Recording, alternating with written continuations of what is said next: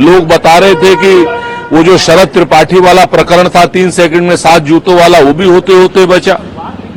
तमाम heated argument हुए, वहां बताया गया कि एमपी एमएलए की कोई सुनी नहीं जा रही है सरकार में, और सरकार द्वारा बताया गया कि किस तरीके से लोग क्या क्या कर रहे हैं, लोगों के कौन कौन सी सिफारिशें करते हैं।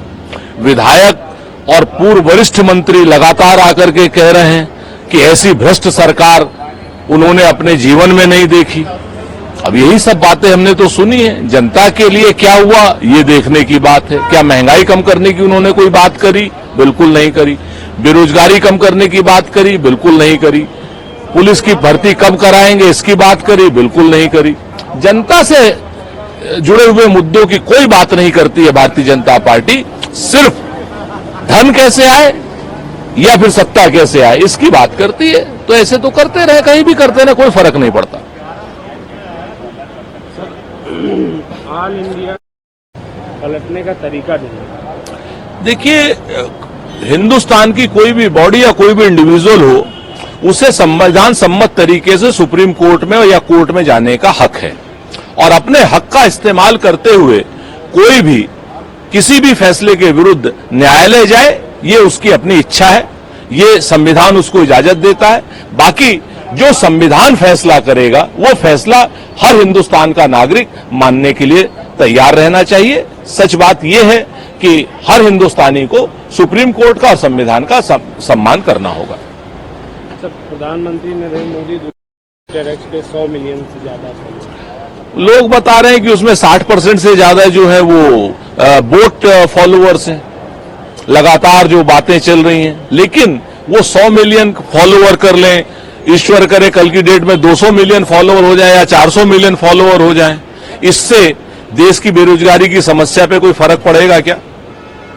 इससे महंगाई पे कोई फर्क पड़ेगा क्या? और रही बात अगर फॉलोअर्स की बात कर लें, तो व्यूअरशिप में श्री नरेंद्र मोदी जी राहुल गांधी जी से कहीं पीछे हैं। वो 100 मिलियन फॉलोअर लेकर के भी उनकी संसद की स्पीच मात्र 50-60 हजार लोगों द्वारा सुनी जाती है, और उनसे कहीं कम फॉलोअर लेकर भी श्री राहुल गांधी जी की स्पीच 30-30 मिलियन लोग सुनते हैं। तो इस चीज का भी नरेंद्र मोदी जी को ध्यान रखना चाहिए कि जनता सब समझती है।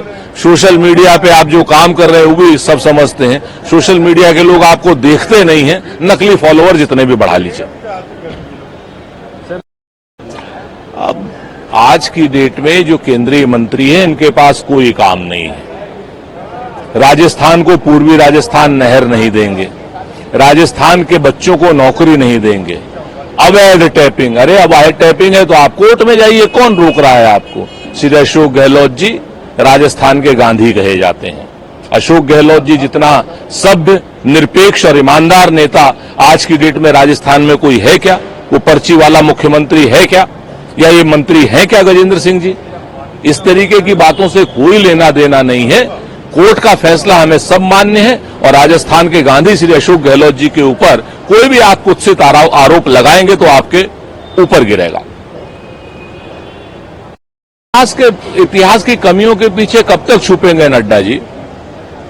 अगर हमारी कमी रही तो जनता ने हमें सजा दी, और आप जिस तरीके से चुनी हुई सरकारों का अपहरण करे, चाहे मध्य प्रदेश में किया, कर्नाटक में किया, आपने पूर्वोत्तर राज्यों में किया, देहरादून में किया। वो कहते हैं ना कि बकरी पाती खात है ताकि काढ़ी खाल, और जो नर बकरी खात है ताको कौन हवाल।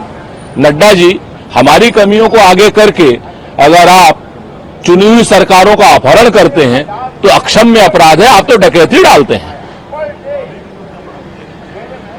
सर, कन्नौज के मेडिकल कॉलेज का नाम बाबा साहब भीमराव अंबेडकर के नाम रखा गया, तो समाजवादी पार्टी के सरकार में तत्काल सीएम के नाम पर बदल दिया गया।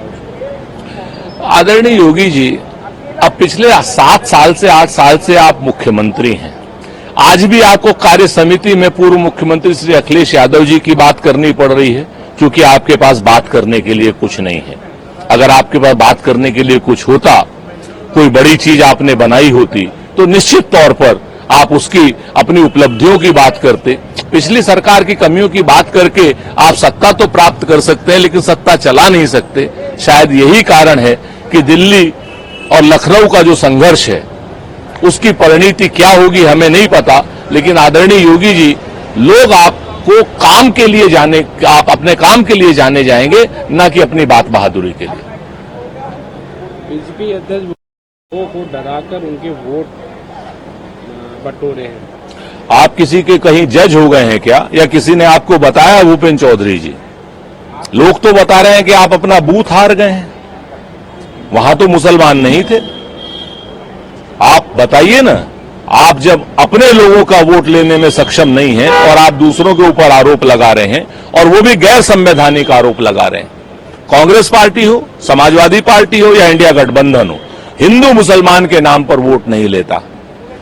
समाजवादी पार्टी हो, कांग्रेस पार्टी हो, इंडिया गठबंधन हो, ये पूरा का पूरा गरीबों की बात करता है, वंचितों की बात करता है, शोषितों की बात करता है, नल की बात करता है, नील की बात करता है, कोल की बात करता है, भील की बात करता है। आपकी तरीके से सिर्फ अंबानी की बात नहीं करता है। आप लोगों को वोट अंबानी का मिला, हमें नल, नील, कोल, भील का वोट मिला।